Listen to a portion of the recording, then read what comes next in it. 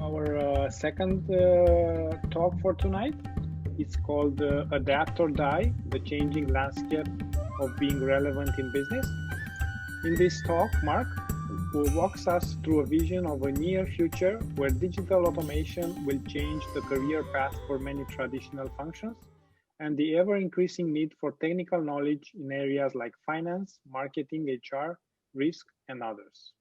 He will talk to us about the even bigger wave of digitization on its way and how the pandemic has accelerated a rapid shift in the need for more business people that understand coding fundamentals. Mark is the co-founder of the Super Guppy Coding Academy and a management consultant in financial services. A former bank executive, Mark spent the last 20 years working in corporate finance, investments, and digital strategy in Toronto and New York. In 2017, he launched his advisory firm, which was responsible for helping establish the Investment Management Corporation of Ontario, a broader public sector asset management with over 70 billion assets under management. In 2020, Mark launched a podcast focused on latest trends in business, software development, and coding, and recently co-founded a coding boot camp targeting professionals and students with zero coding knowledge. Mark, thank you for joining us tonight, and feel free to take over the presentation. Thank you so much for that wonderful introduction, Dragos. And thank you, Brad. What a wonderful presentation. I got to say, I am, of course, very impressed by Koala and its capabilities. I'm just going to share my screen now. And if for any reason it's not showing up, please do let me know. Can everyone see my screen there? Yeah, looks good. Fantastic. Thank you, everyone. Well, firstly, I want to say thank you so much to SoftGeeks. Hi, everyone. Wishing everyone a wonderful evening. It's a pleasure to be here. Today, we're talking about the coming next wave of digitization and how it's going to transform the way we live and work. I know a lot of you are software architects, software developers, so you're already on this train. You already know about this. But clearly, you're going to learn that I really am an evangelist for recognizing the transformation that's coming to all of us.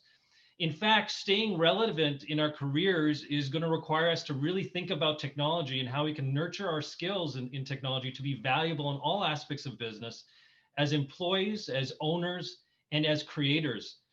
So thank you so much, Dragos, for that introduction. So as Dragos mentioned, I'm Mark Ghose. I'm co-founder of the Super Guppy Coding Academy. We're a coding school or boot camp aimed towards people with zero coding skills. And our goal, of course, is to get people, new developers either hired very, very quickly for mid-cycle and other business professionals and traditional functions to learn code and understand coding so that they can be prepared and future-proof their careers for the coming wave of digitization, and of course to help entrepreneurs understand code and learn code so they can drive their development teams and launch startups. I've spent the last 20 years in financial services. I'm of course a management consultant. I've worked at CIBC, Deutsche Bank, Manulife. I spent the early years of my career on Wall Street. I'm a digital marketing expert. I'm an options trader in very connected in the investment industry. And of course, I did my bachelor's at U of T and I got my MBA from Schulich. I'm essentially a strategy and finance expert. And as you can tell from the pic, I love fish. We named our company after fish. I love fishing. I'm a proud Canadian living here in Ontario, in Southern Ontario. And I love taking advantage of a lot of the beauty here in this fantastic province that we live in. So thank you so much for joining me today. I'd like to introduce you to somebody. Moo, I'd like to introduce you to Daisy. This is Daisy. She's not a robot cow or a cyborg cow or anything. It's more likely, honestly, that we're going to have cyborg humans before we have cyborg cows. But Daisy's example is one of how rapid digitization can completely change the face of an industry. And so let me walk you through it a little bit here. Sorry, I'm just having a little bit of a technical thing here.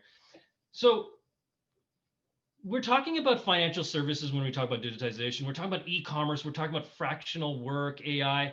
But here's an industry, cattle management, that largely hasn't changed in centuries, right? You buy some cows, you let them roam the pasture, they eat grass, they get fat, and you harvest their milk or you harvest meat. Oh, let me see if am I able to actually click on this to go to my next slide? No, that's not working. Well, did you know that most cattle actually live on large open plains and tracts of land largely not populated by humans? Did you also know that global meat consumption, obviously the human population is growing, it's up 64% in the last 20 years. It's up 64% since 1999. So cattle ranchers today have a very big problem. They often ask themselves these questions, and they've been asking themselves these questions for centuries. Where are my cows? How many are out there? What are my cows doing? What condition are they in? Are they okay? And here's some more business management type questions, businessy questions that modern cattle ranchers ask. Which are the higher performing assets I want to keep? Of course, these cows, these animals are assets. Where do I start when rounding them up? Can I get better financing or insurance if I prove their location, existence, and condition? Guess what? Ranchers are going digital. Two startup founders in Australia, Melita and David Smith, founded a company called Series Tag. They figured out how to write software. There are a lot of the soft devs on the call today that brought together livestock tagging, geopositioning, satellite tracking, a data warehouse hosted on AWS, and it was able to send high quality data that had never been tracked or measured before to cattle ranchers. In Australia, let's put in perspective. In Australia alone, the total herd size is 23.8 million cows. 70% of those cows are exported globally. So now what's happened is digitization has instantly changed the game for commercial farming. High quality metadata or traceability of these assets has led to, in some cases, a 25% price premium, particularly in high beef exports. Digitization has completely changed a centuries old, maybe millennium old practice of cattle ranching and completely changed it in the matter of 8 or 9 months. This type of digitization, this wave of digitization that's coming, it's just the beginning. Every company in every industry is going to be dramatically affected.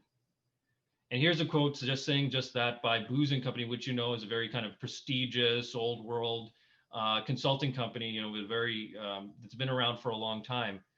But I think the message is clear. It's not just cattle management, that's the fancy term for cattle ranching, but it's all industries, from sales, manufacturing, medicine, law, transport and logistics, even places that we think have already been transformed, gaming, fashion. Those are going to undergo an even more rapid and accelerated rate of transformation. What's driving this digitization of everything? Well, before this year, digital strategists would have said there are three main factors, right? There are increases in human consumption driven by changes in standard of living, and they've created demand for goods and services. But recent advancements in technology have changed our expectations, right? The expectations of delivery of these products and services, well, we expect things to be cheaper, we expect them to be faster, we expect them to be higher quality. In some ways, these are perfect requirements for RPA and data process mining applications, right? Secondly, when companies can deliver products or services faster, smarter, cheaper, that raises margin. And if the product is right, customer satisfaction leads to repeat business, greater competitive advantage, and higher revenues. So not only are you getting greater margin on a unitized basis, but now you're also selling more units. And of course, R&D is fueling different ease of opt-in technologies whose applications will first retrofit existing functions, and then will, in current businesses, that's what we're seeing right now, but they'll also create new categories. Think of Elon Musk's Neuralink, If you're not familiar with Neuralink, forget about Daisy and the geolocator tag. Imagine a microchip with 1024 probes about a nanometer thick implanted directly into the brain and wirelessly transmitting data about heart rate, blood sugar levels, hey, accurately predicting emotions or thoughts beyond what someone's peckish for, right, before lunch. And then finally, the wild card, something that we never thought about in previous years, the pandemic. Some of us have been lucky enough to live in parts of the world where we can still leave our homes for a short while we maintain our sanity. We can take the dog for longer walks. We can quickly do some grocery shopping or pick up essentials in stores. But in some parts of the world, like for example, my fellow co-founder of our boot camp, well, he's forced to stay inside. He's in Paris. He's forced to stay inside 23 hours a day. So despite how digital the world already was, we've been forced, some of us kicking and screaming, dragged, in fact, to adopt this teleconferencing, to adopt live streaming. And fortunately, these collaboration tools were in place for years, and most of us knew how to use them. But now we're learning how to use them for almost every interaction. And guess what? A lot of them are going to stick around. The truth is, though, that despite all of these tools, many people are going to lose their jobs and be forced to retool and find new ways of earning a living. That's what disruption does, right? Like if we go back to talking about COVID was a disruption. It alters the way we do things. It forces us to abandon old success-winning strategies. We had old success-winning strategies that we had learned over decades, culturally, science and the application engineering had taught us, right? When disruption occurs, this is COVID, bam, it destroys those success winning strategies. It makes them obsolete. It forces us to find different ways to do things. It forces us to generate new strategies. And then what happens when disruption passes? Well, post-disruption, we're kind of left with this crater of in this case, the pandemic, but what that disruption left with us. And all of a sudden we have new strategies that are actually better ways of doing things. And they still stick around. They allow us to do things faster, cheaper, and of higher quality. Disruption rapidly accelerates us towards a future not unlike our previous sci-fi-like fantasies. For Star Trek fans, remember tricorders?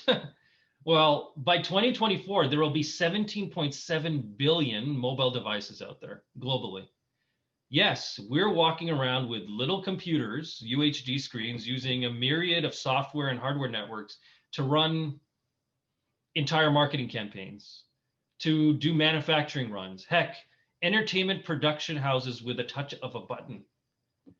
Next, this is the next wave, we'll have entire finance departments, accounting closes, risk reports, complete with analysis and insights for owners and senior management. Don't believe me? Think about what's happened most recently. Ask a person under 30 the last time they went into a bank branch. Disruption completely changes the way we do things. The coders, the soft devs, software architects, engineers, you already know this. Digital futurists on the call, you already know this. If you don't adapt, your careers will die. The market experts, digital pundits, futurists, they all agree the future is digital. Unless you've been living under a rock, you know this. You probably think, though, that you're living it right now, the way we buy, sell, deliver products, right? Amazon, different services, even the way we're having this discussion right now. And yeah, it's changed very drastically and quickly over the last decade. But it's going to change even faster. As I said before, you've known this. So it's the reason why there's always job postings for coders, soft devs, software architects, technology professionals who understand how to code. It's the reason why total compensation for some mid-level coders at companies like Google, Apple, Facebook, I talk to them almost daily, Avaya, Microsoft, Amazon, SAP, Celonis. Some of these people are getting paid more than your average physician. They're getting paid more than doctors. I spent my entire career working at banks and insurance companies and some fintech, and I've definitely seen a shift. Digital jobs have become the most influential, the best paid, the most desired. All the traditional functional areas like finance, capital markets, HR, accounting, they're saturated, particularly in markets like Toronto. Good talent and certifications are a dime a dozen. Guess what? So is experience. There's just so many talented people. It's typical to find, large companies, and we're talking really about non-technology companies here who are becoming technology companies. You'll see them attracting ambitious, smart talent, only to find out, you go in those companies, only find out you're working in sweatshop type conditions where your talents mean less and it's more about who you know or how focused you are on the game of climbing the corporate ladder rather than providing the best solutions for your clients and for your business. But I'm here to tell you that a bigger wave is coming. That wave's going to wipe out that type of sophism. Big tech, starting with big tech, it's going to consolidate more of its stronghold as a result of the pandemic. And digital knowledge is going to be the key to leverage in every business for the best pay, the best jobs, the most influence, the most scope of responsibility. Every company worth working for is going to hire more digital strategists, more technology professionals, and more coders. Code is the language of the modern world, whether it's an app that brings emails to mobile, a car that knows how many miles to go onto refueling. Any smart device needs code instructions to tell it how to operate and communicate with the outside world. According to Bloomberg, if you go to Bloomberg, they've written many stories about this. Modern coding languages are so central to business life that the common mantra around technology experts today is that our children will need to code or get coded. It's not just hyperbole. AI-powered robots and programs are on course to be so sophisticated that as many as 400 million, and I've written 400 million here, but actually it's as many as 400 million to 800 million jobs are predicted to be lost to technology by 2030. That's almost 1 billion jobs will be replaced by RPA and AI in the next 10 years. I have some other stats here. The US Bureau of Labor Statistics. In the US alone, 1.4 million jobs will be created, computer science jobs will be created in the next 3 years. With such a dire warning over future job prospects, and of course, an obvious direction in order to future-proof your career, knowing coding, understanding software development, it's not a great surprise to hear that more workers are deciding to do coding rather than get coded. Today, there are about 23 million coders in the world. This is based on TechCrunch, and that number will reach almost 28 million within 5 years' time. Another interesting stat right here. According to the US Bureau of Statistics, the unemployment rate in May of this year, in the height of COVID and the height of the pandemic, depending on where you think the height of the pandemic is, May 2020 was 2.5%. You put that in context of unemployment for non-coding jobs, and there's a stark, there's a stark contrast. Here's the US employment rate in computer occupations. This is this year, 2020, January to May. The orange bars are all other occupations, those occupations that are not related to computer science, to use of computer, not in the computer industry. You'll notice that in January to March, just when kind of the lockdown started to end of March, the unemployment rate for all other occupations was roughly riding below 5%, just under 5%.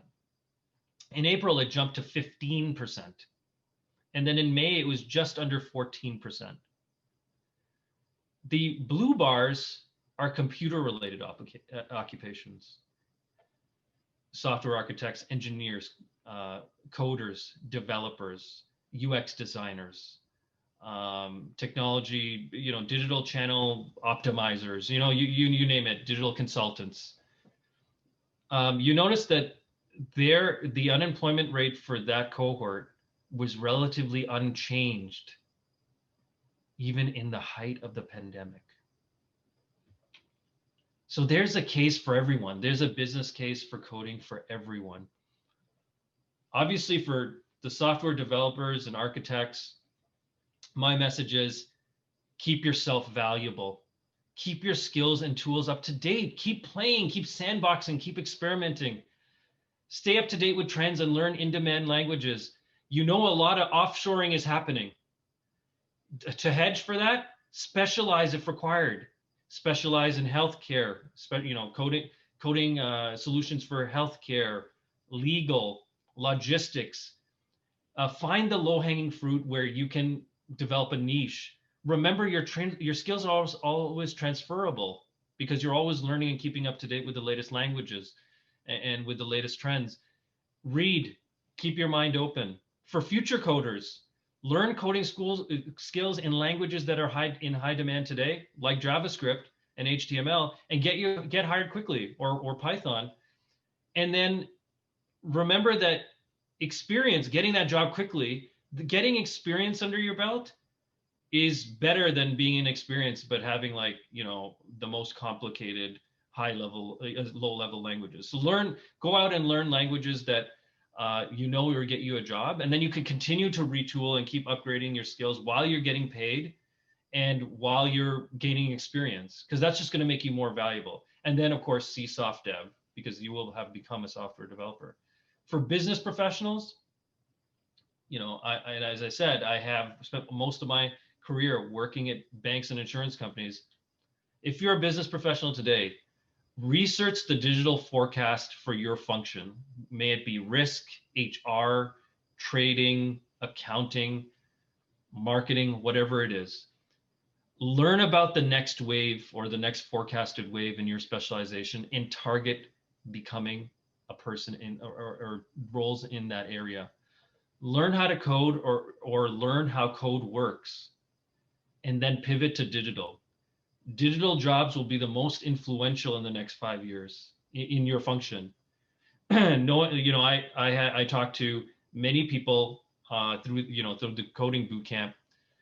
Sometimes I meet people that are in industries that are in completely left field, when we wouldn't have thought that they would want to take a coding boot camp even just 5 years ago. I meet lawyers. I meet we've had a bankruptcy attorney to take our curriculum. And why? Because she's seeing the writing on the wall.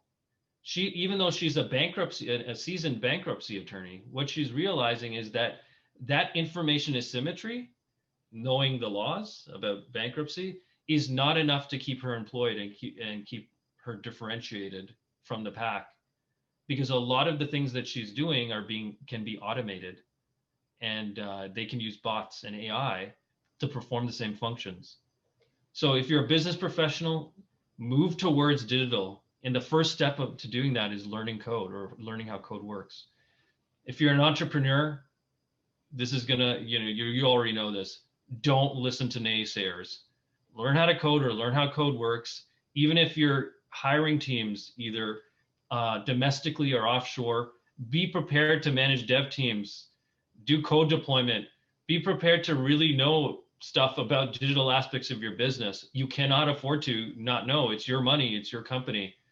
Definitely understand how coding works and how programs are developed. And if you're a generalist, yeah, you can run with your reputation and connections for as long as possible, but be prepared to be unemployed. What you really need to do is milk it for as long as you can, but simultaneously do a side hustle to hedge, which is learning to code, so you can have a pathway to make yourself more valuable and to essentially become one of the other 4 categories.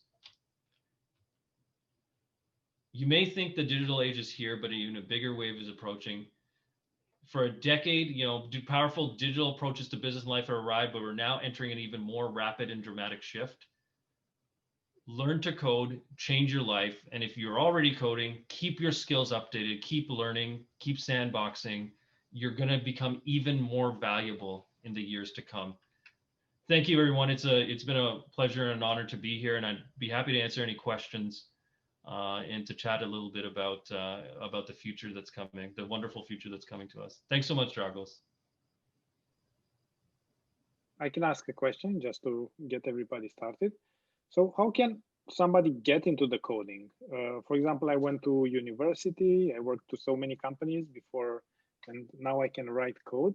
But also I met people recently who just started coding in their 30s or something, and then just spending a lot of time and choosing a particular software, like in my case, language in Swift.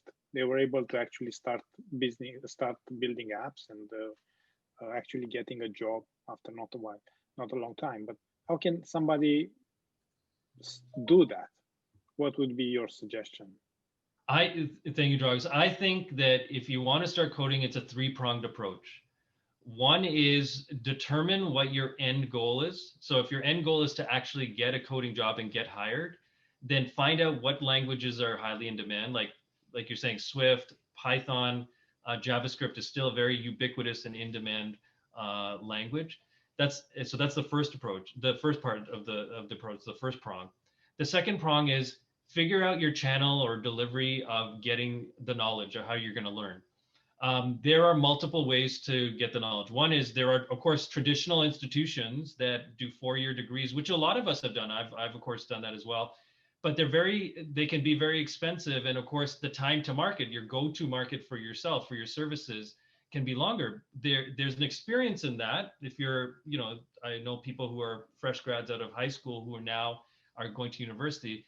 They're doing that for the experience. But if you're maybe a mid-cycle professional, maybe in your 30s, there's a lot of people who don't want to go back to school and take a four-year degree. So one of the things that's out there are boot camps, we're finding that boot camps are the knowledge and they're private certificates. You're not getting degrees, but we're finding that the knowledge that's being imparted in boot camps, particularly in ones like ours is focused, for example, Super Guppy is focused on getting people jobs. We'd like people to get hired, so we're giving them skills that could get them hired today. But there's a lot of them. There's a lot of boot camps out there. Find a boot camp that's gonna teach you quickly. Find a boot camp that's gonna teach you the languages that are gonna get you hired, and find a boot camp that's taught by industry professionals who have been in an industry for long enough so they can impart not only the knowledge, the technical knowledge of the actual coding, but they can impart knowledge of how to get a job. In other words, they'll have networks that they can connect you with. I think the final prong there is, and it's going to sound very generic, it's good old sweat equity or good old engagement. And I find this for myself, particularly when you get older and you've gone through these different phases of learning. Sometimes it gets harder to learn things because you can get distracted because we have many aspects and many facets of our life. In order to learn code, you have to be engaged with the material. Learning code, it can be very easy, actually. Like, for example, JavaScript only has 100 words. Imagine learning a language that only has 100 words. I mean, that's insane. I know there's a lot of rules, but I mean, there's a lot more rules and broken rules in colloquialisms in the English language. So if you're going to go learn a language and you're committing to it and you're spending the money and putting the time, engage with the material. If you engage with the material, you will actually learn quicker. So in other words, if you see something that doesn't make sense, ask the question, reach out to peers. Those of you who are not soft devs who are on the call today, you're doing exactly the right thing, which is you're involving yourself in a community of software developers, of AI specialists. Soft Geeks is clearly the type of place and the type of community that you want to be part of. That type of engagement will get you, it's like anything else. Like you want to go learn how to play golf, you want to fish, you want to do anything, involve yourself into that particular art or science, and you will gain a mastery of it. So that's my suggestion. Identify what language, what job you want, find the right boot camp, find a boot camp that's accessible, easy, where it's easy to learn. I don't want to plug us too much, but it's accessible, easy to learn, and it's cost effective. And then surround yourself with other supporters, a circle of supporters in the same industry that you want to be in, to learn. Be engaged with the material. That would be my suggestion. Hi, this is Joseph. There you go. I have a question about some of the new trend, which I see called citizen developer. The only difference is, based on what my understanding is, they are more for so-called no code or little code platforms. not necessarily going into Python or JavaScript. What are your thoughts on that? I think that no code and low code, and I mean particularly, I mean if we're talking about places like Bubble.io, that's no code. We talk Uncork likes to say that they're no code. I think they're closer to low code, but and we had a few people from those type of platforms actually on the podcast. That's a great question, Joseph. I think that that is a trend that's coming. I think that it's ultimately, it's actually, if we've talked to probably 25 coders globally about low code and no code, because we thought, well, is this actually going to impact people's careers? Is it going to be harder to be a coder because no code and low code will become ubiquitous? The reaction that we got from them is actually no. As low code and no code, and particularly no code, gets picked up, and you have essentially a drag and drop capability in order to build scripts and to build application functions. The idea is that as those platforms grow, they're actually going to increase the requirement for coders. And so I think that it's a win-win for everybody, because now you have citizen developers and you have people that didn't necessarily learn the coding language or the syntax, but now are actually able to develop within a platform a certain level of sophistication. I even think of Solonis when you can do drag and drop different processes to process mine. But on the other end of it, that in itself is going to fuel a greater demand for people, for the back end, the people who are actually doing the coding that's behind the meta coding. So I think that that's a great question. I think that trend is going to pick up, Joseph, for sure. But I think you're going to see growth in both industries hand in hand. I think no code, and I'm going to be fairly frank, authentic about this. I think no code is eventually going to put a lot of more business people out of work. And because now now that they're going to be no code, you're going to have like a single point of contact in a department that's going to be able to essentially use no code to develop processes. Like, let's just use AP, for example, accounts payable. They're going to be able to develop processes and have less touch for each particular file or invoice that comes through than they would have before through RPA, because that actual no coding and scripts that are being created, that cadence is actually going to drive RPA processes. So I think it is a positive step for a capability for companies and for citizen developers. I also think it's a positive step, another piece of the puzzle for the business case for learning how to code. Great question, actually. Thank you. Thank you.